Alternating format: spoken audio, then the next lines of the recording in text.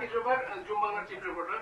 আমি আপনার সঙ্গে একটু দ্বিমত করতে চাই যে আপনি বললেন যে স্যার ডিপোজিটররা তারা বুঝেই ডিপোজিট করেছে যে ব্যাংকগুলো দুর্বল, কিন্তু আমরা যদি দেখি পিছনে যাই, এই ব্যাংকগুলো কিন্তু একসময় সবচেয়ে শক্তিশালী ব্যাংক ছিল স্যার, এবং বাংলাদেশের আর্থিক খাতকে তারাই লিড দিয়েছে, তারাই নেতৃত্ব দিয়েছে। তাহলে তারা যখন ডিপোজিট রেখেছিল তখন কিন্তু ব্যাংকগুলো দুর্বল অবস্থায় ছিল না, তারা কিন্তু আস্থার জায়গা থেকেই রেখেছিল, লেনদেন করেছিল।